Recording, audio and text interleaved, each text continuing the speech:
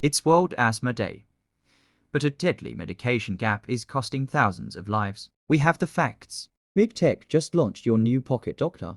Is it the future of health or a privacy nightmare? Tonight at midnight, the guns were supposed to go quiet in Ukraine after more than 4 years of blood, bombs, and broken promises. A ceasefire. But here's the question the whole world is asking right now. Is this peace or is this theater? Ukrainian President Volodymyr Zelensky announced a ceasefire beginning at midnight on the night of May 5th to 6th, Ukrainska Pravda. His reasoning was simple and deeply human. Zelensky stated that human life is far more valuable than any anniversary celebration. CBS News. He also called on Russian leadership to take real steps to end the war they started. Ukrainska Pravda. But Russia's response, a completely separate timeline. Moscow declared its own unilateral ceasefire, not starting tonight, but for May 8th and 9th, when it marks Victory Day, commemorating the 81st anniversary of the defeat of Nazi Germany. CBS News. 2 ceasefires, 2 countries, 0 coordination. And here's where it gets darker. Just hours before Kyiv's ceasefire was set to take effect,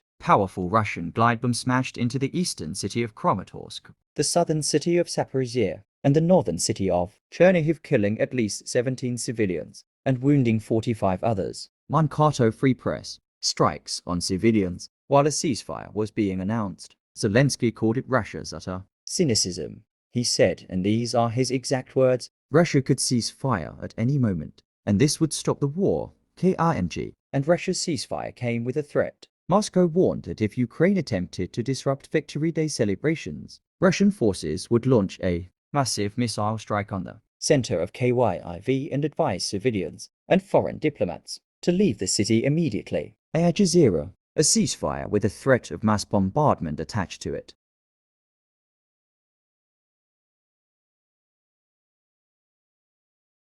Let that sink in. Russia's invasion of Ukraine, which began in February 2022, has become the bloodiest conflict in Europe since World War II, killing hundreds of thousands and displacing millions. Al Jazeera. This pattern of short unilateral ceasefires timed to holidays is not new. It follows a familiar script, including the Easter ceasefire, and none have produced any tangible results. Amid deep mistrust between Moscow and Kyiv, Mankato Free Press. So tonight, the guns may be quieter, but the war has not paused in anyone's hearts. Real peace requires more than a midnight announcement. It requires trust, commitment, and a willingness to stop, not for a parade, but permanently. In another news, World Asthma Day. And this year, the message is impossible to ignore. Every single year, 300 million people worldwide struggle to breathe, and far too many of them die. Not because asthma is untreatable, but because the right treatment never reached them. That changes today. Here are the top 3 things you need to know.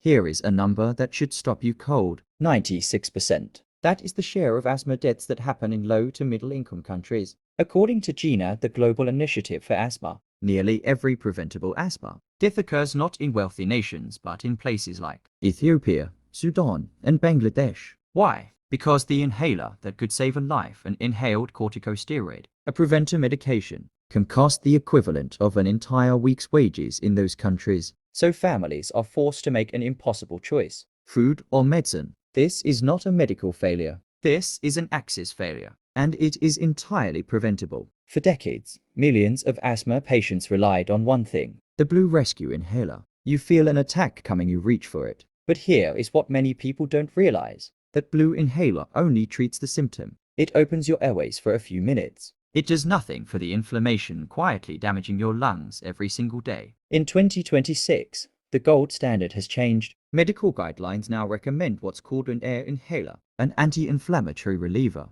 One device, 2 jobs. It relieves the attack and treats the underlying inflammation simultaneously. Think of the old approach as mopping the floor while the tap is still running. The air inhaler turns off the tap. It reduces hospital visits. It reduces attacks. And for millions of patients, it is genuinely life-changing. The science is clear. Now the access must catch up. Now, let's talk about something that is quietly costing lives. The myth that inhalers are addictive. In many communities across Africa, South Asia, and even parts of Europe, families avoid inhalers.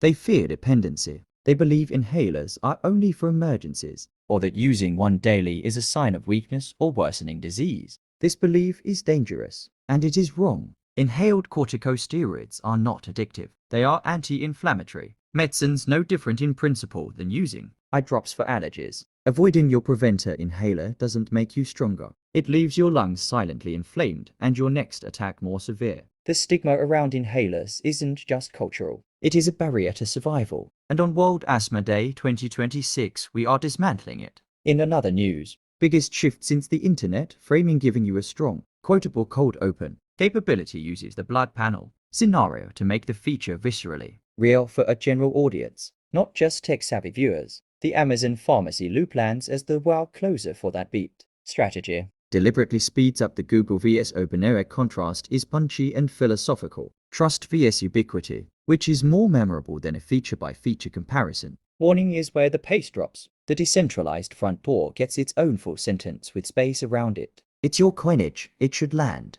The hyper point hits privacy. The hypochondria spirals point hits psychology, covering both risk vectors in under 45 seconds.